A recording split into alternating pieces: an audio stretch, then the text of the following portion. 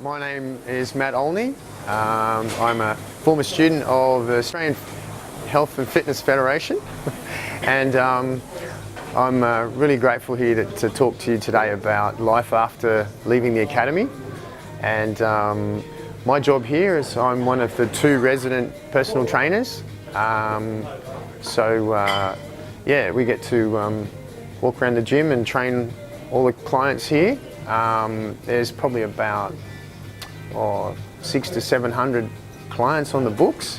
So what we do is we get round and contact them, see how they're going with their programs, see if we can offer them any help.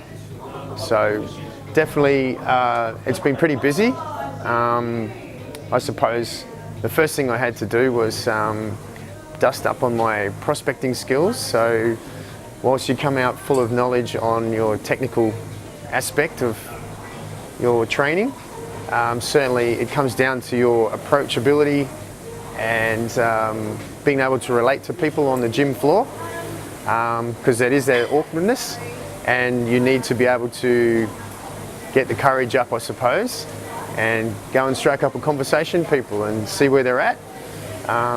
Yeah, so that's been, I suppose, a big learning curve for me, and I'm loving it.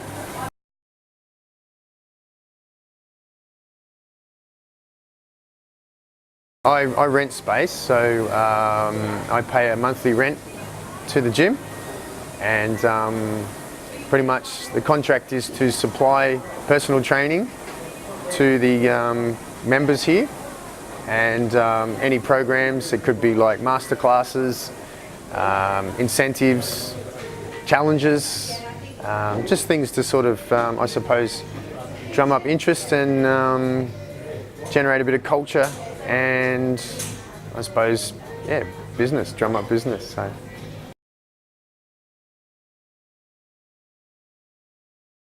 Oh, here, well, I started off doing quite a few, and I've cut back, so I only do 2 a week, and I specialise in boxing. So I really like that, and I probably have, on the moment, I have 10 clients that I keep on a regular basis, and I suppose it's important to, keep prospecting, because the cycle of it is people come and go, and so you need to. So my target was 10, and I'm maintaining that.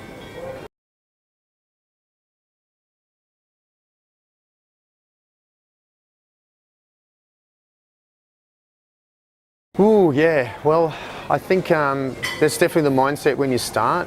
You feel like you're just giving all this money away and not getting it back, but it does put you in a mindset that you need to be focused, and that you need to break it down and see what you need to be doing each week, each day, to make sure. As I said, that's why I wanted to get, I had a target of a certain number of clients, and you do think of it for the first month or 2, that's all you're kind of focused on, but then as you get to know clients and they get to know you, it disappears, and you just, I think you start to make more money than you rent, and it's good. So it does keep you honest.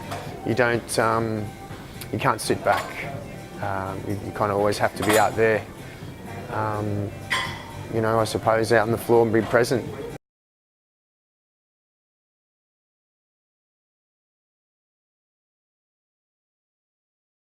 I think you need to be versatile. I think you need to be open-minded. Yes, I think you have to believe that it is viable, and it doesn't. If you expect that it's just all going to come to you, then no, it's not viable. You need to be creative. You always need to be thinking of little options, little ways to stimulate interest, because if you stick to the same plan, it just won't. No, I guess it's pretty tough. It's very competitive, but yeah, I guess it forces you to be creative, because it doesn't come to you. No, definitely not. Just because you walk into a gym and you think, oh, personal trainer, no, you have to earn their trust and respect. It's very helpful to actually train in the gym that you're at. People see you training, then you're believable. Then you'll make something of it. But certainly a mixture of group fitness classes, personal training, some workshops. You know, if you are into other things like nutritional products and stuff like that, it complements. Sometimes we also help out on the desk and, you know, get paid for that, so that does help, I suppose, cover the base rent. So it doesn't all just come from one spot. You kind of need to be a bit diverse.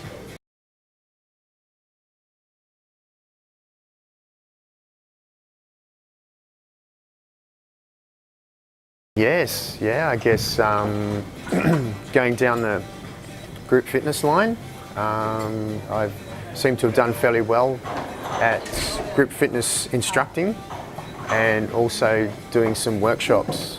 So that's just, you know, I guess sharing specific knowledge about whether it's a technique or about a training routine. Yes, so I've had a couple of opportunities there. It is very tempting to go from one to the other, but you do end up being a jack of all trades, and yeah,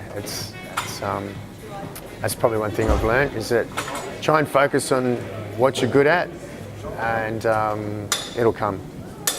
Yeah, wow, that's been really interesting to see from high-level management that invest in their workers and actually see it working pretty much like the gym, supplied for the staff. They can come and use it at their leisure or arrangement, is just fantastic. It's something that I believe passionately in, is that healthy workers produce better output, and I was just amazed at seeing the end result there. Was proof that if you can get senior management to believe in it, the workers speak highly of the place and their efforts are better, more productive. So it's probably re-energised my thoughts on it and ambition about working more with those people, because a lot of managers get stuck in like, oh, it'll never work, or you know, a bit tentative. But when someone fully commits to it, like senior management, it works. Okay, an opportunity to go out to the mine sites and work with the people out on the mine sites.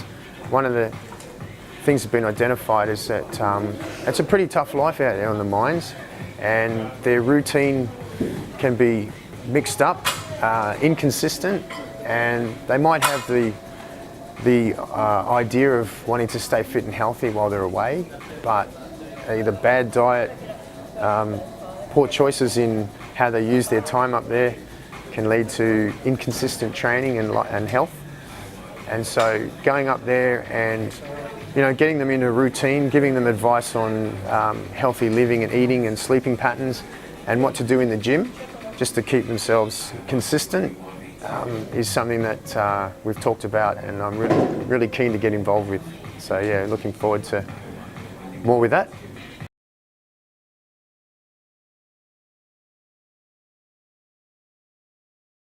Oh wow, yeah, it's funny. I actually went to